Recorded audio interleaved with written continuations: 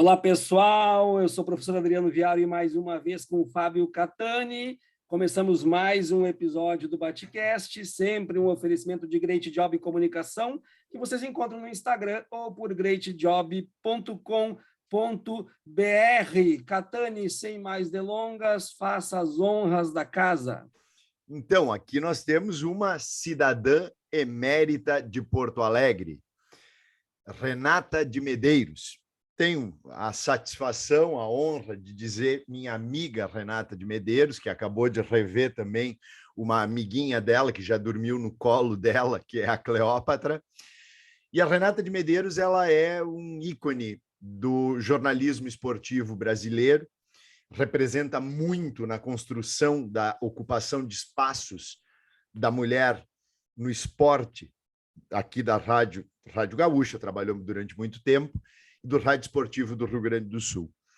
Então, é uma satisfação muito grande estar aqui. Hoje a gente vai falar exatamente de ser mulher no jornalismo, ser mulher na rádio, ser mulher na redação esportiva, ser mulher junto à torcida, junto aos jogadores e agora setorista do Botafogo na Sport TV, a estrela solitária, ela que sempre é uma estrela para todos aqueles que a conhecem. Então, Renatinha, bem-vinda.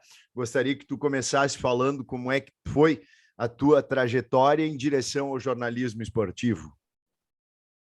Meu Deus, eu não tenho roupa para ouvir essa apresentação, gente. Que isso?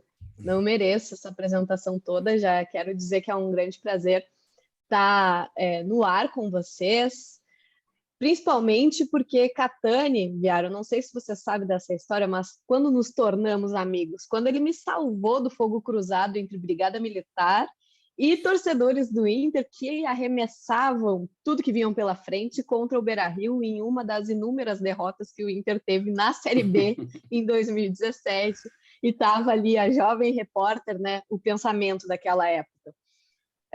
Onde tem bomba, onde tem fumaça de gás lacrimogêneo, é para onde a repórter tem que ir.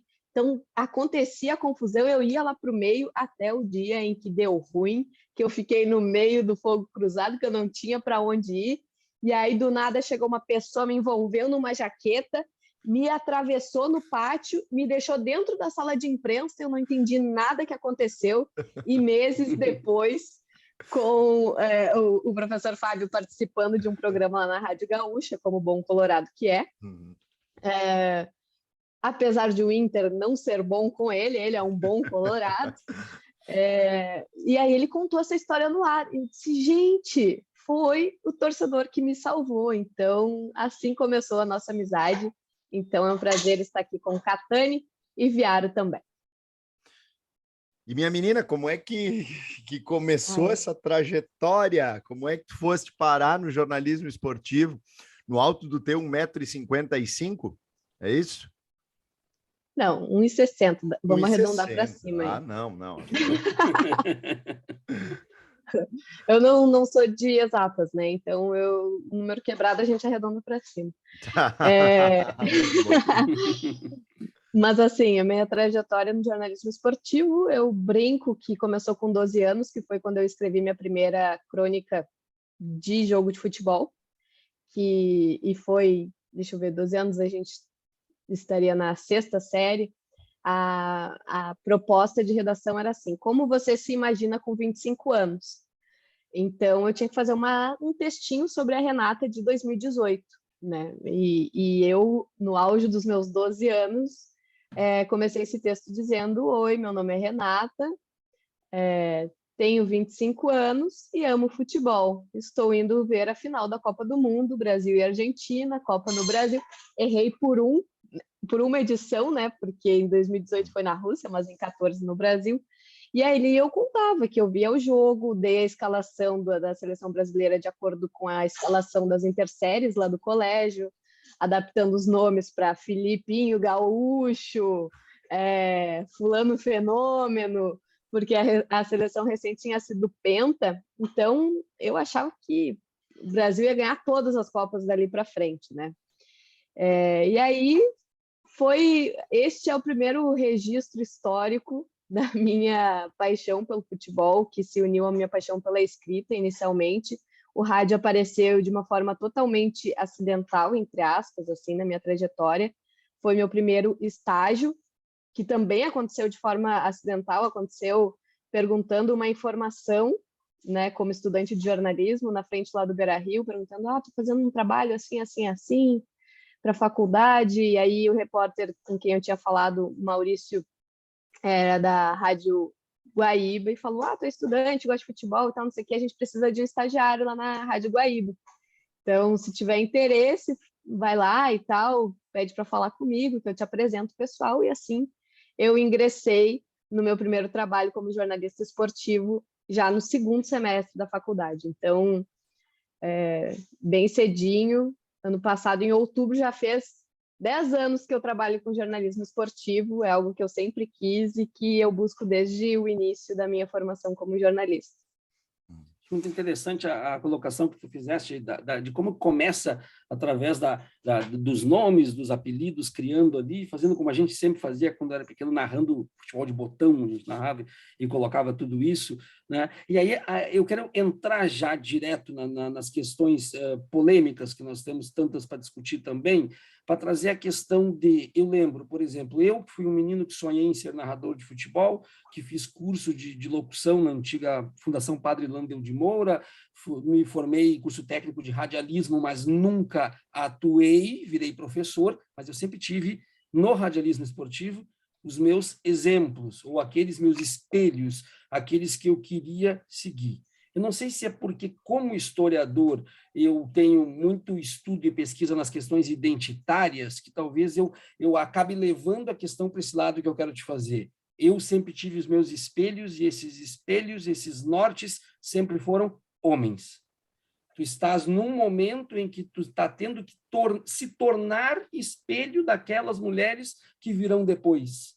Tu não tem como dizer ainda, eu quero ser igual àquela grande narradora de futebol dos anos 70 e dos anos 60, mas tu tem a convicção de que tu está fazendo uma trajetória brilhante que vai poder dar para uma jovem como tu, daqui 20, 30 anos, dizer, eu quero ser igual a Renata.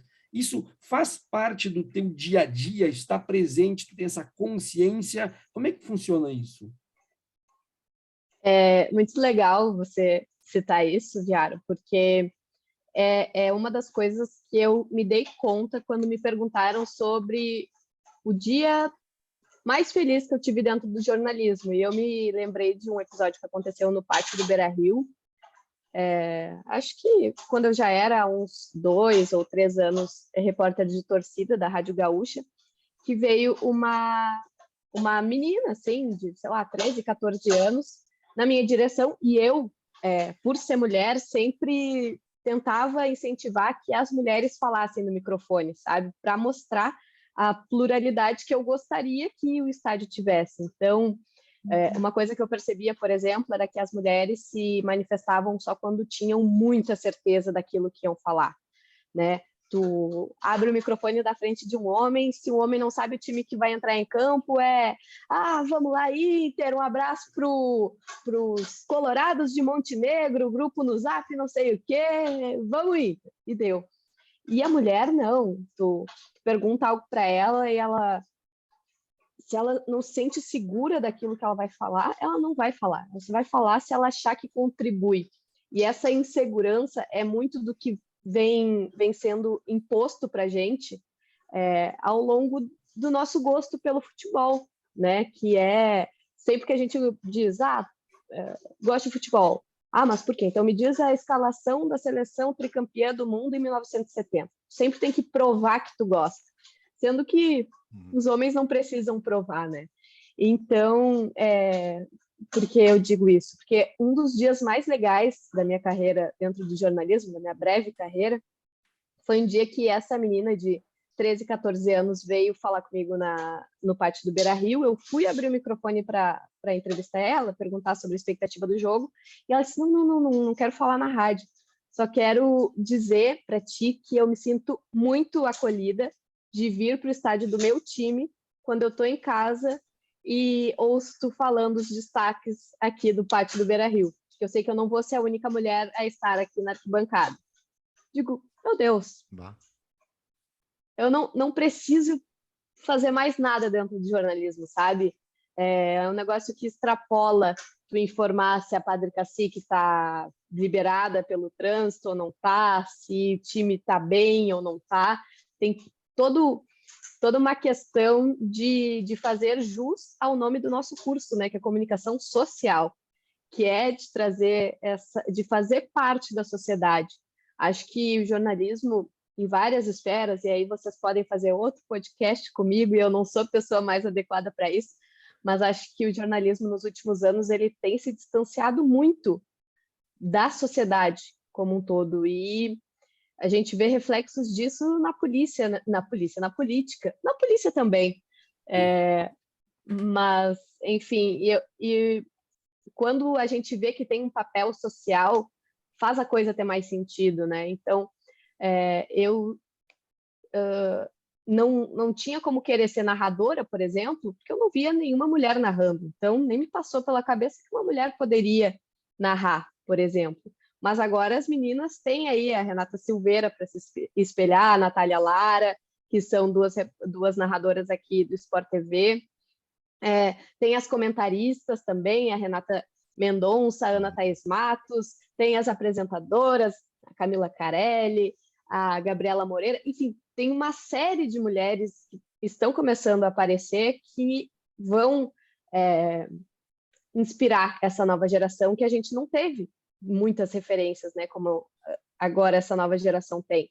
E sempre que, assim, me convidam para participar de algum TCC sobre o papel da mulher no esporte, tal, normalmente é alguma estudante de jornalismo que queria ser jornalista esportiva ou que quer ser jornalista esportiva e se identificou com o fato de eu já ocupar aquela posição, né? Então, várias oportunidades diziam, porque um dia eu quero ser que nem a Renatinha e tal, não sei o quê. E eu sempre digo, não, você não vai ser que nem a Renatinha, você vai ser muito melhor que a Renatinha.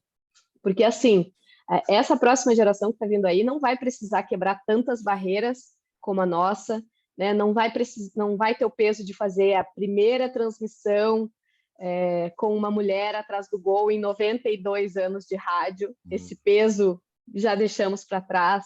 Então, eu sempre brinco que tem um pote, né, com várias pequenas coisas de primeiras vezes de mulher, que mulheres nunca fizeram. Assim. Então, aos poucos, a gente vai esvaziando esse pote e tendo cada vez menos coisas para mulheres fazerem pela primeira vez.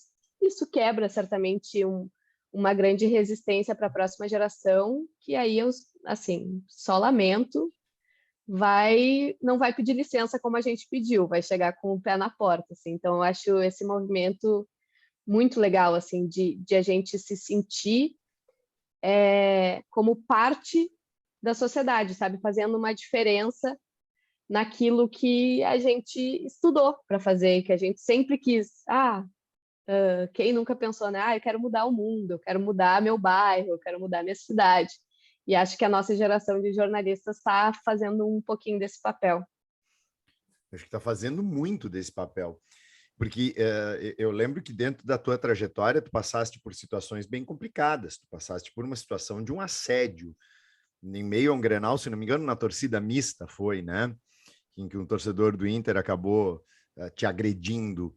E isso também deve ter sido a agressão, os olhares, e a gente percebe assim, quando a gente volta para os anos 90, quando eu comecei a frequentar o Beira-Rio, cheguei em Porto Alegre em 93, cara, o ambiente... Tava nascendo, tá?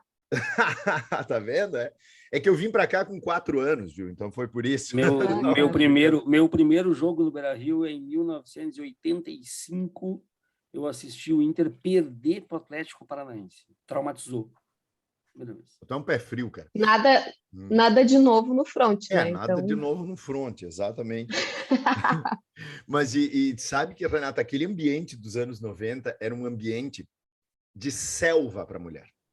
Selva. Inóspito. Era o ambiente dos piores xingamentos, dos piores comportamentos, era uma situação absurda. E a quebra de paradigmas que se estabeleceu com a presença feminina na arquibancada e agora com o que vocês estão fazendo, Gente, transmissão de jogos espetaculares. Tu assiste ao Corinthians no futebol feminino jogando, Corinthians e Santos outro dia, que até a Renata de Mendonça também comentou, um jogaço. E a gente ainda às vezes ouve criaturas dizendo, não, isso aí é outro esporte, não é futebol. Um tipo de comentário extremamente arrogante. Como é que foi dentro do ambiente da redação? Com o tipo de olhar de te olharem diminuída justamente nesses espaços que tu foste uma das principais pioneiras na Rádio Gaúcha. Na rádio do Rio Grande do Sul como um todo, né? Um dia o Rafael Gomes, que é um grande amigo meu e produtor, era produtor da Gaúcha, agora é comunicador da Atlântida, né? Ele falou em um podcast que ele participou que ele vê as mulheres muito mais preparadas no mercado de jornalismo esportivo. Porque... E aí ele deu o exemplo, né? Eu nunca vi cursos que a Renata já fez. Elas leem muito mais do que a gente, elas veem muitos jogos além da quantidade que a gente vê, porque elas precisam provar que elas sabem. A gente se diz no ar que não viu tal jogo, tudo bem. Se uma mulher diz que não viu, já dá aquele peso. Ah, viu o que dá? Mulher comentando futebol, mulher não sabe, né? Então, a gente não tem o benefício do erro, né? Então, foi algo que ele falou que me chamou muito a atenção, né? Que, poxa, realmente a gente tem que se preparar muito, muito mais do que os nossos colegas homens se preparam. Então, tem sempre isso de colocar à prova diariamente, sabe? O trabalho. Consegui tal informação, vamos publicar. Ah, mas por que essa fonte te passou? O que tu fez para essa fonte te passar? Ah, não, mas isso é... Ah, certo que tu conseguiu isso com fulaninho, né? Só porque tu é mulher. Então, sempre passa por uma etapa, assim, de diminuição do teu feito pelo fato de tu ser mulher. Não vem mérito, né? Muitas vezes, nos nossos feitos. E isso... acho que faz parte de todo esse processo, assim, de precisar provar quando a gente diz que gosta de futebol, tem que dizer o que é impedimento, tem que dizer a escalação do time que o cara quer que diga. Então, a partir de 2018, assim, que foi quando eu sofri essa agressão no estádio, me deu esse estalo, assim, de... Eu passo por situações que colegas homens meus não passam, né? Eu passei ali na arquibancada, depois de... A gente até fez as contas, né? 17, 18 jornalistas homens que passaram pelo mesmo local que eu, no mesmo trajeto que eu, passaram em meio à mesma torcida que eu, e não foram abordados por um torcedor da maneira como eu fui, né? Sendo agredida verbal e fisicamente. Então, é uma disparidade muito grande, assim. Parece que o homem, ele nasce com uma credencial de acesso livre ao futebol. E a mulher tem que, poxa, brigar muito para conseguir essa credencial que tem número limitado, né? Porque muitas vezes falam, é a mulher que apresenta o Globo Esporte, ou, ótimo, vai lá e substitui a Alice Bastos Neves. Não, peraí, eu quero que haja uma jornada esportiva com uma mulher narrando, outra comentando, outra sendo repórter de campo, outra repórter de torcida. Por que tem que ter uma mulher só na jornada? Parece que é um cumprimento de obrigação, assim, sabe?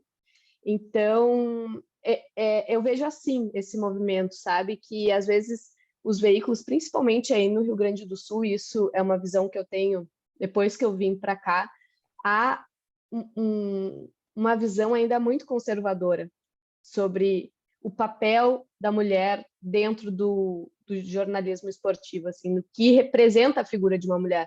Não é para dar uma opinião feminina, não é para ter uma voz feminina, não, sabe? É para agregar qualidade, porque sim, as mulheres se preparam tanto ou mais que os homens para ocupar essas mesmas posições que os homens não precisam provar nada. Então, é assim que eu vejo, que a gente precisa ainda provar muito que sabe para ocupar posições que os homens nunca precisaram provar que soubessem alguma coisa.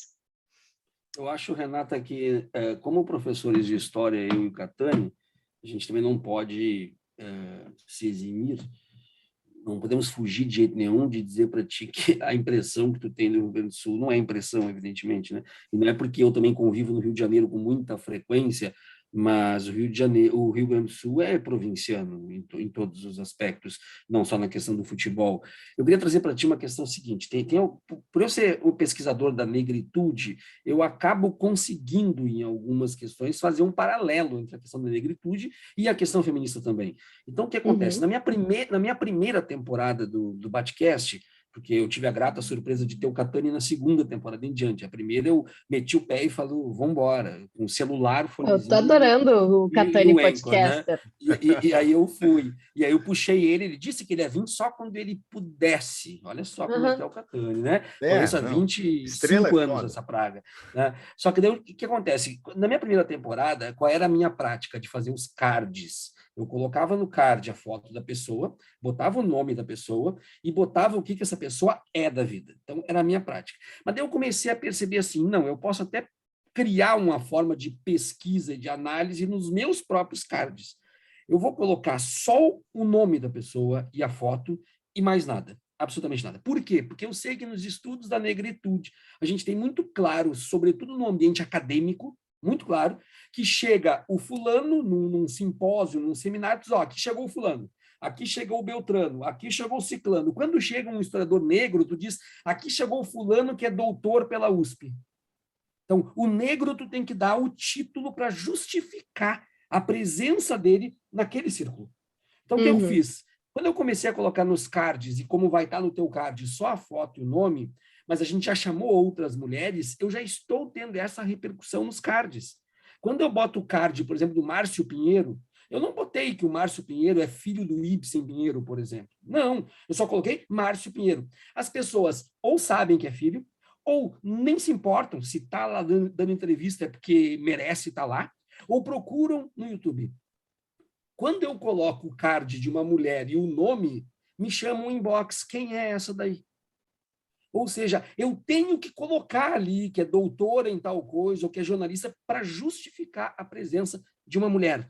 Então, esse é um parênteses que eu queria fazer contigo e te dizer também, é só uma contribuição, não é uma pergunta que eu vou devolver para o Catani, queria te dizer também que isso que tu disse, nós não vamos mais pedir licença para entrar porque a gente já tirou esse peso, assim como na prática do futebol, a geração da Formiga e da Marta já fez esse processo, né? Eu tenho Uhum. meninas no colégio, porque eu sou diretor de colégio, eu tenho meninas no colégio que elas já dizem, eu jogo como a Marta. E até bem pouco tempo elas jogavam como o Ronaldinho. Agora já é como a Uhum. Marta. Então já Claro. existe a referência, a arbitragem que quebrou essa barreira, as jogadoras que quebraram essa barreira e agora as jornalistas, repórteres, comentaristas, narradoras que estão quebrando também. Catani, era só para dar um jeito de elogiar ela mais um pouco e passar para ti a bola de novo. E a Renata, ela não limita a sua atuação, o que já seria grandioso e é grandioso, ao seu campo de atuação profissional. Tu sempre demarca para a sociedade, enquanto também tu exerce a tua profissão, tu demarca o espaço da mulher, tu demarca a força da mulher. E é por isso que tu foste homenageada como cidadã honorária de Porto Alegre. Conta para nós um pouco como é que foi isso, como é que tu chegaste a este título que é absolutamente honroso. E tu foste com uma camiseta que eu lembro, lute como uma garota, foi isso, né? Essa camiseta eu uso muito, mas a que eu usei nessa oportunidade foi pirralha. Ah, pirralha, lembro que alguém tinha colocado algo assim, né? Verdade. Exatamente. Mas eu cheguei, assim, eu fico surpresa, eu acho que isso também tem muito a ver com a reação de mulheres, assim, porque a gente não sabe reagir a elogios. O professor Viaro estava falando, né, só para elogiar mais um pouco, e parece que a gente fica constrangido em ouvir elogio, porque parece que a gente nunca merece. Nunca é por mérito o que a gente conquista, assim, sabe? E quando me chamaram para ser cidadã emérita de Porto Alegre, eu também, tipo, não, mas como assim? Tem tanta gente melhor para ser homenageada e tal. E aí, assim, eu estava como é que chama? No gabinete da vereadora Cláudia, vou me lembrar o sobrenome dela depois, comendo uma bergamota de perna cruzada e tomando um chimarrão, porque um grande amigo meu, Lucas Lazari, era assessor jurídico dela, e disse, vem aqui na Câmara de Vereadores e tal, para a gente conversar, bater um papo, não sei o quê. Aí o Rodrigo Oliveira, também outro grande amigo nosso, repórter... Meu ex-aluno também. Repórter, né, Bom amigo. talentosíssimo da Rádio Gaúcha, foi junto. Eu achei que era para eu fazer companhia ao Rodrigo. E no fim, era o Rodrigo me levando lá, eu sem saber de história nenhuma, para esse convite.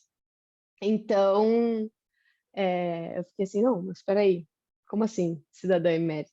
Né? E a justificativa foi justamente essa, assim, de transformar uma agressão em algo que era uma luta para que outras mulheres não passassem pelo mesmo que eu passei.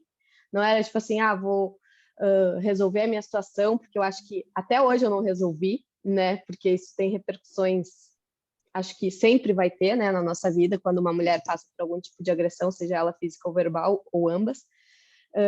Mas eu não limitei ao meu sofrimento aquilo. A minha luta foi para que nenhuma mulher passasse mais por aquilo que eu passei dentro de um estádio de futebol, sabe? Do tipo, putz, que absurdo, sabe? Como é que esse cara se sentiu no direito de chegar perto de uma mulher e fazer o que ele fez? Tá, beleza, que bom, entre aspas, que foi contra mim, que tinha ali a camiseta da Gaúcha, uma grande empresa por trás de mim para me dar respaldo, para cobrar que o Beira-Rio oferecesse lá as imagens das câmeras e tal, mas quantas vezes isso não aconteceu com uma torcedora que não tinha a mesma repercussão ou não teve a mesma reação que eu tive, que foi ir direto no GCRIM depois do jogo e fazer a denúncia, enfim. Então, isso veio meio que com juros e correção monetária para mim, sabe? De tipo, putz, quanta gente não passou pelo mesmo e, tipo, eu não quero mais que isso aconteça, sabe? Então, foi uma das justificativas que a vereadora Cláudia Araújo, lembrei do nome agora falando corrido, falou, e também pelo fato de ter sido a primeira mulher a fazer uma reportagem de campo, em um jogo em 92 anos de Rádio Gaúcha, né? Que sempre que me perguntavam, como foi, o que tu pensou na hora? Eu pensei, nossa, que absurdo que nenhuma outra mulher tenha feito isso antes, né? Porque olha só quantas mulheres vieram antes de mim, então, e nenhuma recebeu a mesma oportunidade. Eu tenho certeza que eu não era melhor do que elas. Elas eram tão qualificadas quanto eu e quanto os colegas da época. Elas só não receberam a mesma oportunidade que eu recebi. E por que elas não receberam? Porque a sociedade, vocês sabem muito melhor que eu, e já conversaram aqui nesse podcast muito mais do que eu posso falar, não permitia, né? Não era só o ambiente ali da redação, que antes vocês me perguntaram, né? Era o próprio público. Não, porque eu vi a voz da mulher no rádio, assim, uma cobertura de futebol, é algo que não soa muito bem. Isso eu já ouvi muito também, né? Então, acho que foram esses dois feitos, assim, que motivaram essa homenagem. E eu fui lá para a Câmara de Vereadores, foi no dia em que... Deixa eu me lembrar, para eu não falar besteira. 13 de dezembro significa o quê, professor Fábio Catani e Ato professor Viário? Institucional número 5, 1968, na sexta-feira 13. É um dia que enfim, eu já ia politizar demais o debate, mas é um dia que tem sido comemorado, né, ultimamente. Inclusive por um presidente Perdão. que alegou para uma jornalista, acho que da Folha, se não me engano, o que ela tinha feito para conseguir o furo, e ainda disse, dar o furo, Ela disse que gosta tempos. de dar o furo, né? Uhum. Exatamente. Pois então, foi numa sexta-feira 13 de dezembro que eu recebi essa homenagem e eu iniciei meu discurso na Câmara de Vereadores de Porto Alegre sob alguns olhares meio constrangidos, né, dizendo que eu gostaria de abrir a minha fala para justamente repudiar que aquela data ainda fosse comemorada e desejando que a gente lembrasse dela anualmente, no sentido de ela nunca mais ser repetida. Lembrar do que aconteceu para nunca mais repetir. E aí, assim, teve gente que olhou do tipo, ih, como assim ela tá falando isso, sabe? Enfim. Eu já vi cada coisa dentro daquela Câmara ali. Esse vereador, acabei em pouco tempo, agora foi condenado, inclusive. Foi condenado o Walter, né? O Nagelstein, sim. Foi condenado, né? Eu vi, ninguém me falou. Então, eu digo para as pessoas, eu falo porque eu ouvi, foi para mim que ele disse, eu não tenho que estar fazendo nenhum tipo de historinha. O Walter Nagelsmann, para mim, eu tô lá dentro da Câmara para lutar pelo 20 de novembro como o Dia da Consciência Negra, junto com o movimento negro, evidentemente, porque é um feriado que nasce em Porto Alegre e só em Porto Alegre não é feriado. Nós estamos lá brigando e esse vereador, ele disse na minha cara, nós não temos calendário para arranjar mais um feriado para preto. E eu peguei e disse para ele, repete o que tu falou, ele virou as costas e foi saindo.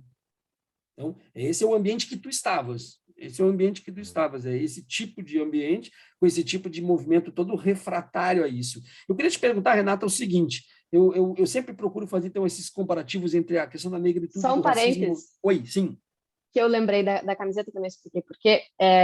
E estava escrito pirralha, justamente porque 2 dias antes o Bolsonaro chamou a ativista Greta Thunberg, a Greta, de pirralha, depois de ela ter rebatido alguma declaração contra indígenas do presidente Bolsonaro, e aí ele repercutiu isso chamando ela de pirralha. Então, eu me senti no direito de me chamar de pirralha naquele dia, justamente porque eu queria trazer algumas ideias para aquele ambiente que eu sei que não estava tão acostumado a ouvir o tipo de ideia que eu estava ali para trazer. Então, só esticando a camiseta, que eu gosto muito de usar a Lute como uma garota, mas naquele dia era pirralha.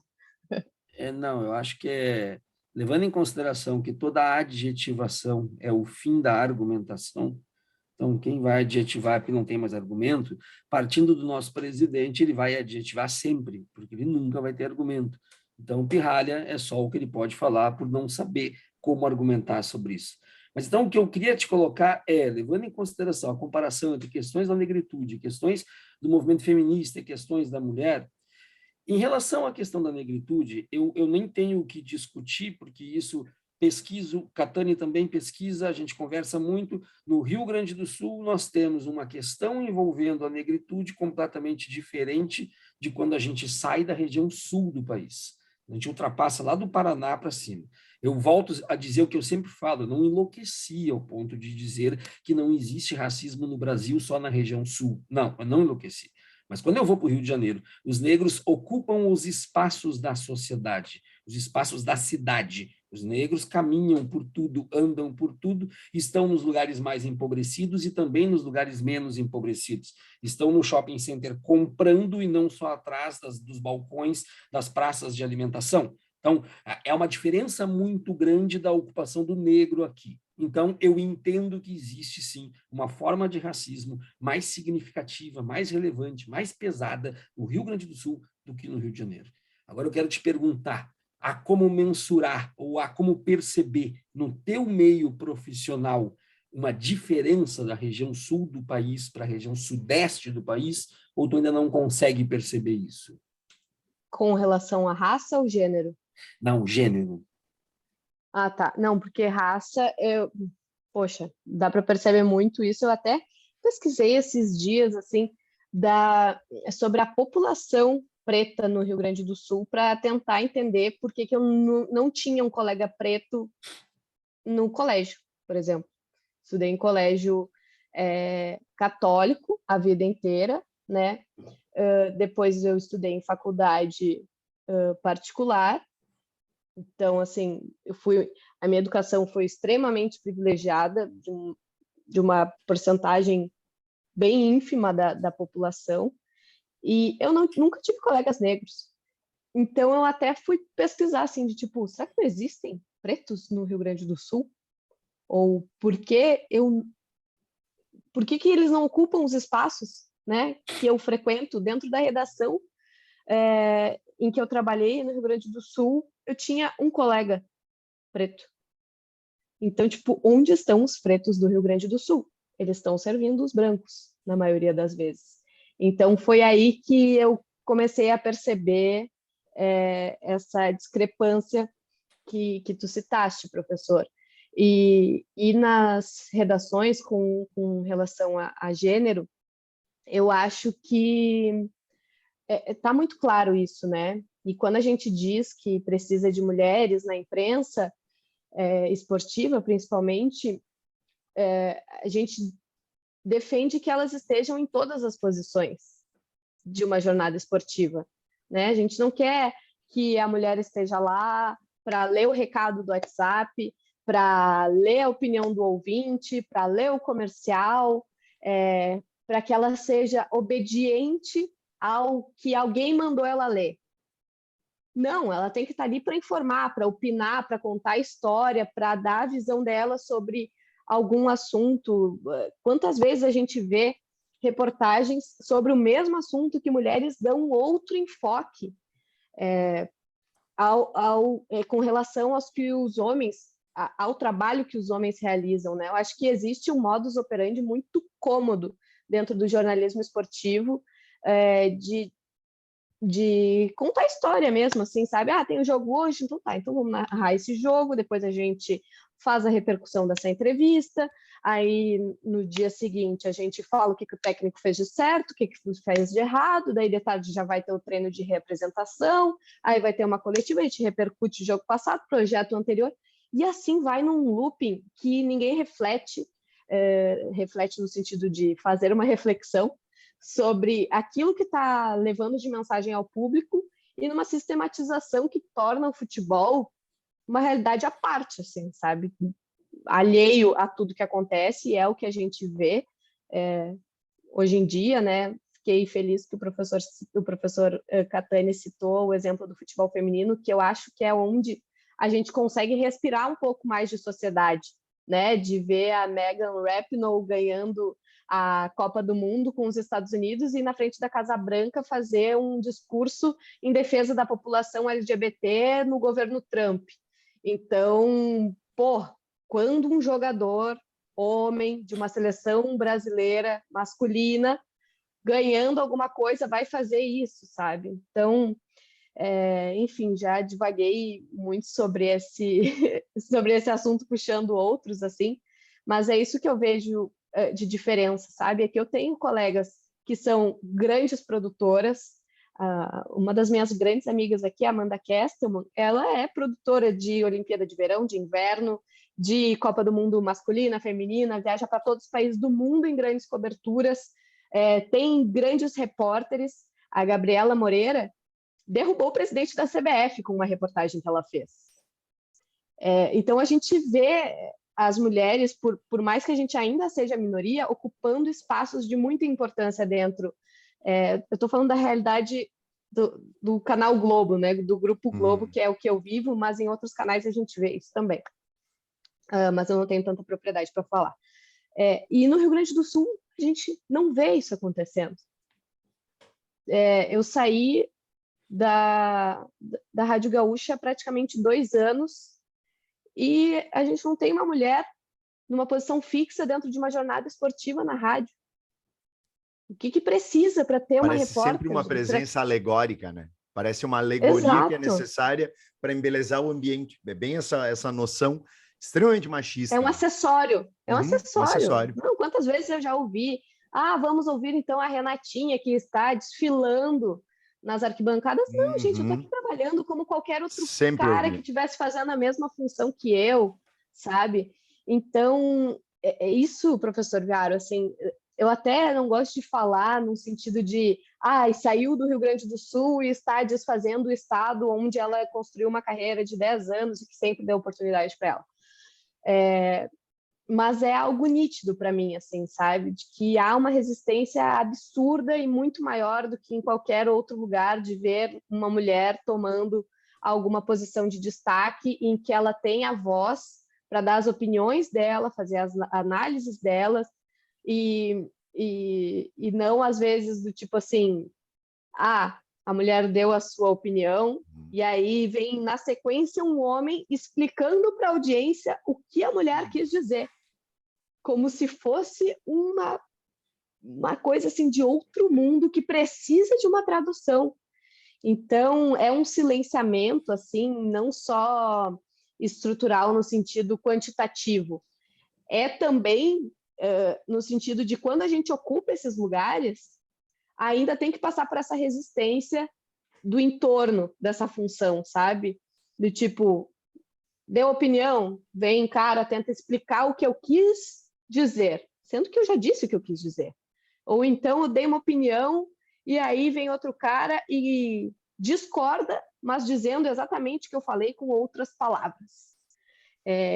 Enfim, então, fazendo esse paralelo, assim, eu vejo que há uma grande diferença que ainda existem muitos casos, né, de, como eu falei, assim, de homens que ainda não sabem lidar com a presença de uma mulher como colega na imprensa, mas no Rio Grande do Sul essa discrepância é gritante, assim, é muito maior do que a que eu vejo aqui. E isso é uma das coisas, Renata, primeira coisa que foi estranho tu me chamar de professor Catani. Eu digo, quem é esse, né? Mas, Renata, uma coisa também que eu percebo muito é a sororidade que vocês têm. Tu, a Ana Thaís Matos, a Bibiana Bolson, eu acompanho vocês, adoro a Renata Mendonça, adoro ela, muito querida, coisa mais amada do mundo. Pena ela não poder estar aqui com a gente. E eu percebo assim uma sororidade enorme com vocês. E isso também é um produto que eu acho que causa na vaidade masculina, com aquela coisa já herdada de somos os senhores da razão, causa insegurança. E essa insegurança essa insegurança certamente ela vem quase, vocês estão dando o bofetão do Will Smith nessa situação. E encaminhando Oi. Eu queria só fazer uma pergunta. Teve um caso, porque a gente não estava acompanhando na época, teve um caso de um treinador do Inter que destratou uma repórter da rádio? Teve o Guto Ferreira. Ferreira. Foi uma repórter, né? Foi a repórter Kelly Matos, da RBS TV. Kelly Costa, desculpa, da RBS TV. E aquilo deu em alguma coisa? Processo? Deu em alguma coisa que no outro dia ele foi no Globo Esporte se desculpar, dizendo que sempre respeitou as mulheres e que ele não quis dizer aquilo. Foi mal entendido, mal interpretado. Aquela coisa. Eu sei que foi uma coisa do tipo, ele disse que é mulher, vai para a cozinha, ou esse foi o Davi Coimbra, não lembro. Esse foi Peninha para Duda Strebe. Se a gente pegar. Peninha para Duda Strebe, exatamente. Então, e parece que fica por isso mesmo, né? Porque parece não fica por isso mesmo. Interessante que todas vocês têm essa história para contar. É a mesma história, com vozes e personagens diferentes, mas é sempre essa história, né? E com os jogadores, Renata? Desculpa, Viaro. Não, eu quero que tu pergunte realmente. Eu só queria deixar a Renata à vontade numa questão. Quando a Renata diz assim, eu não quero que entendam que eu estou falando do Estado, que eu fiquei 10 anos. Eu quero dizer para ti que, em relação a mim, os meus ouvintes estão cansados de saber, tá? Que, primeiro, eu digo para todo mundo, eu não sou gaúcho, eu sou sul-rio-grandense, tá? Porque o gentílico de quem nasce no Rio Grande do Sul é sul-rio-grandense. Gaúcho é aquele que... Sim, gaúcho é aquele quem segue a tradição do gauchismo. Esse é o gaúcho. Que pode ser, inclusive, do Paraná, pode ser do Uruguai, pode ser da Argentina, né? De vários lugares. Então, eu sou sul-rio-grandense e sou crítico em relação ao nosso estado. Muito crítico. Então, fica tranquila que está num lugar com bastante conforto para fazer essas críticas. Catani, não interrompo mais. Em relação à redundância agora, a relação com jogadores e dirigentes. Tu passaste por alguma situação constrangedora, algum deles te olhou de uma maneira não apenas com a questão da sexualidade, mas a questão também de superioridade, de dizer que essa guria está querendo me encher o saco? Tu passaste por alguma situação assim? Eu acho, assim, ó, jogador normalmente o nicho, assim, que as pessoas mais acham que incomodam, entre aspas.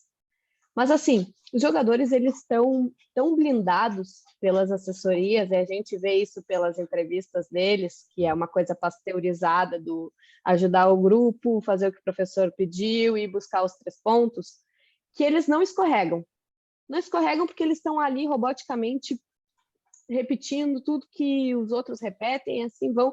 Então, eles são tão blindados que eu acho que eles nem têm a oportunidade, talvez, de serem inconvenientes com a gente, assim, sabe? Mas dirigente, muito, assim. Então, principalmente quando chega com um questionamento mais incisivo ou com uma opinião um pouco mais forte, e aí vem aquela quebra, assim, o que é isso, guriazinha? Tinha um dirigente no Rio Grande do Sul que me chamava de guriazinha, sabe? E eu insistia, né?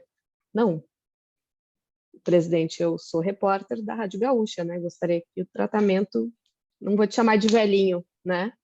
Então, a gente nota que há esse desrespeito, assim, sabe? Do tipo, vou diminuir a tua pergunta ou vou diminuir a tua opinião porque tu é mulher e tu é jovem. Ou também tem muito essa questão de ser jovem, assim, sabe? Do tipo, tu não viveu nada ainda no futebol, então senta aqui que eu vou te mostrar como é que é, sabe? Algo nesse sentido, mas o grande, assim, reprodutor de machismo que a gente tem no futebol, falando como jornalista esportivo, é a redação e a arquibancada. Isso é inegável, assim, redação é um lugar ainda muito inóspito para a presença de mulheres. Hoje eu vejo que eu já passei por situações absurdas apenas pelo fato de eu ser mulher, né? E aí, quando tu fala em sororidade, professor Catani, eu me lembro muito disso, assim, que a gente se reúne, né, tu falou aí várias amigas e colegas que eu tenho, a gente se reúne realmente é isso, sabe? De uma dizer uma situação e outras dizerem sim, já aconteceu comigo de outra forma, com outra pessoa, ou com a mesma pessoa da mesma forma, e assim vai indo. Sei lá, cheguei na redação, perguntei, alguém viu a minha cadeira? E o colega responder, não achou tua cadeira? Então senta no meu colo. Puta, quase que eu ia dizer, o Viário não me permite dizer palavrões aqui, mas esse era o digno, né? O YouTube nos quebra as pernas se tu falar palavrão, só por causa disso. Então, né? pátria que me pariu. Ou então, deixa eu ver aqui o roteiro do programa, e enquanto se está vendo o roteiro do programa, está de pé atrás da produtora, que está sentada em posição que não pode muito tomar nenhum movimento brusco, e o apresentador passando mão no ombro, fazer massagem, está muito estressada.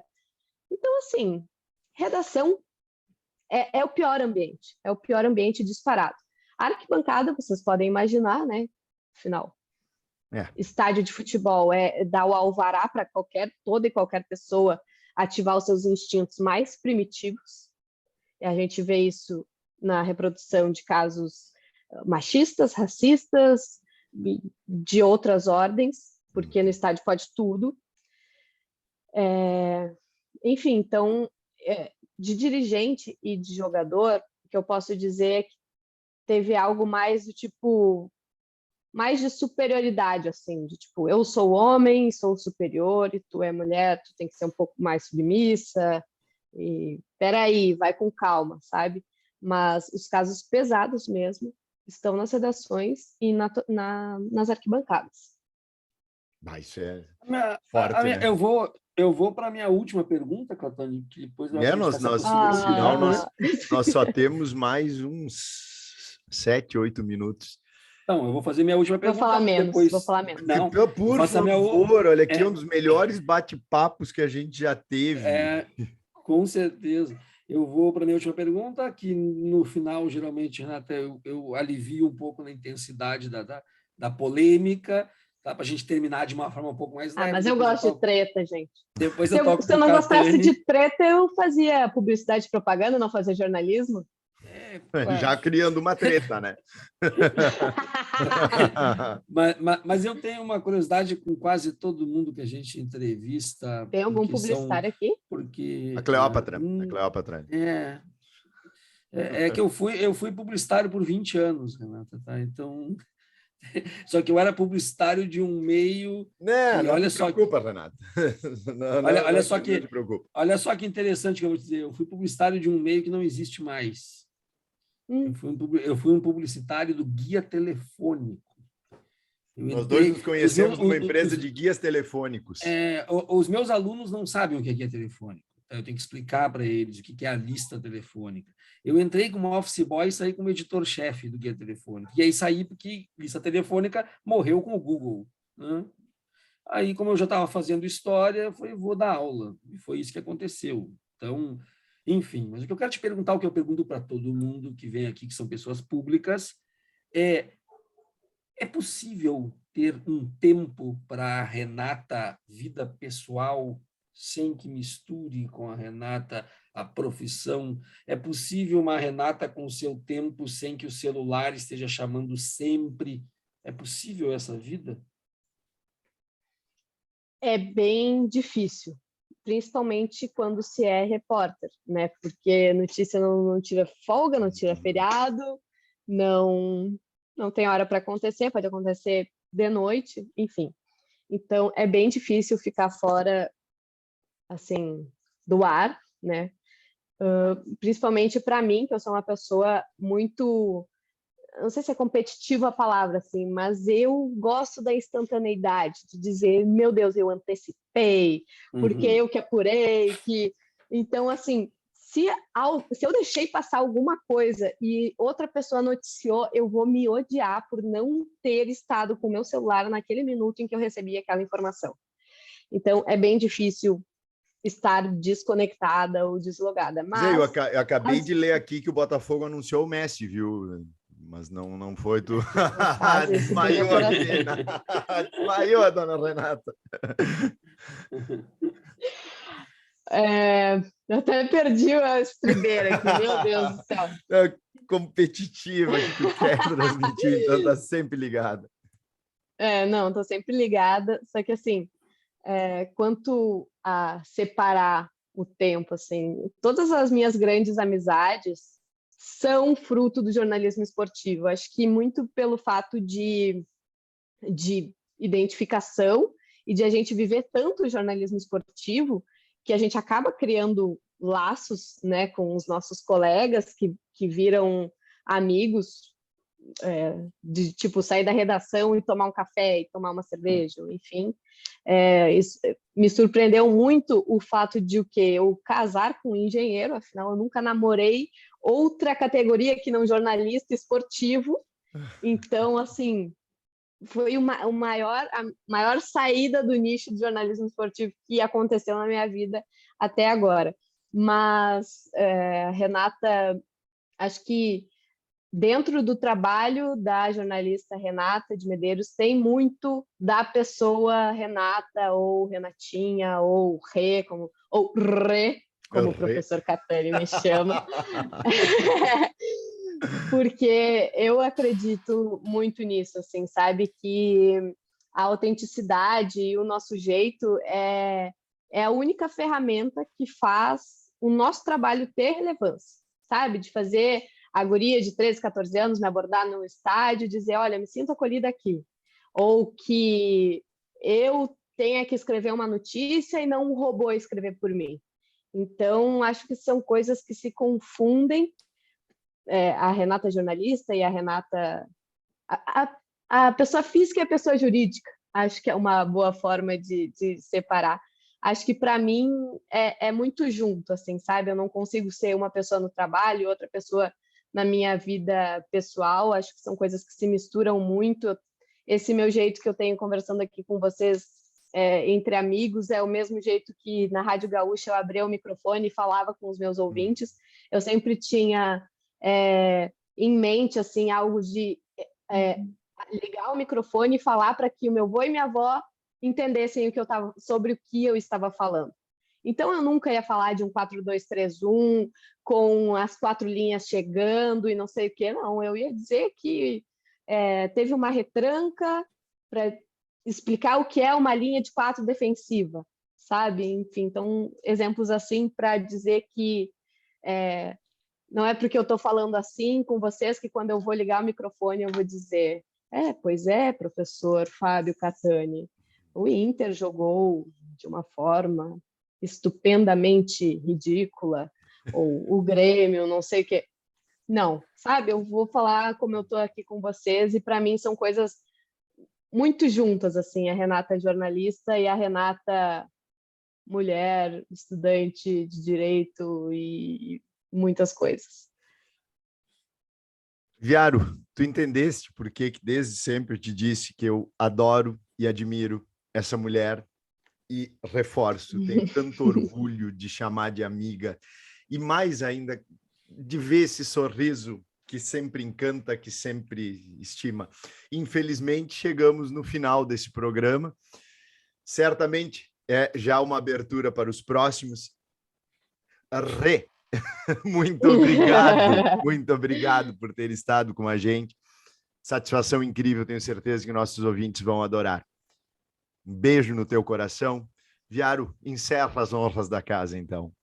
Não tendo mais nada para falar, além da satisfação que foi para mim de conhecer a Renata, ouvir um pouco da Renata, saber a história e tudo aquilo que bate, que confere com aquilo que nós acreditamos, com aquilo que nós estudamos, saber que sempre ilustra muito mais do que simplesmente conversar só com o Catani, algo que a gente faz diariamente.